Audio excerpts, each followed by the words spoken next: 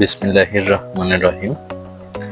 আজকে আমি আপনাদের মাঝে নিয়ে আসলাম আর একটি বাড়ির ডিজাইন। তো আমরা আজকে এই বাড়ি নিয়ে আলাপ আলোচনা করব। এটা হচ্ছে ডুপ্লেক্স বাড়ির। তো ডুপ্লেক্স বাড়ির আমরা আজকে ফার্স্ট ফ্লোর নিয়ে আলোচনা করব।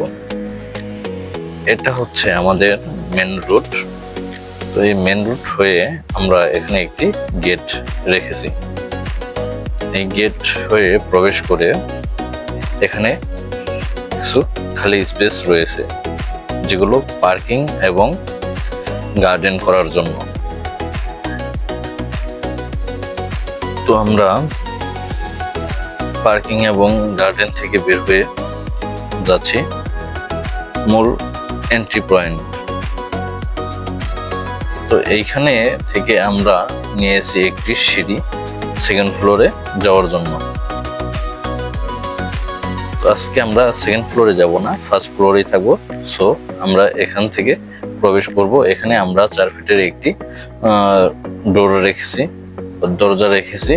দরজা হয়ে আমরা প্রবেশ করব। প্রবেশ করে আমরা প্রথমেই পাবো একটি লিভিং এবং ডাইনিং স্পেস। এই লিভিং এবং ডাইনিং স্পেস হচ্ছে 13 ফিট বাই 12 ফিট।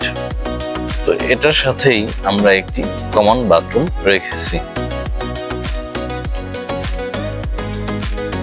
এবং একটি কিচেন রেখেছি, যে কিচেনটা হচ্ছে আপনার ওপেন। চাইলে এটা একটি ওয়াল দিয়ে হাইড করা যেতে পারতো, বাট স্পেসটা অনেক কম হয়, এজন্য আমরা ওপেনই রেখেছি। তো এই হলো লিভিং, ডাইনিং এবং কিচেন। এখন আমরা একটি বেডরুমে প্রবেশ করব। এই বেডরুমটা হচ্ছে 12 ফিট বাই 13 ফিট একটি বেডরুম। এই বেডরুম থেকে আমরা অপর একটি বেডরুমে যাব।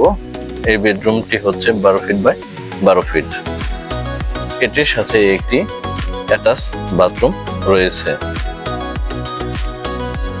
এখন আমরা অপর আরেকটি বেডরুমে যাব। এই বেডরুমটাও রয়েছে 12 ফিট বাই 12 ফিট।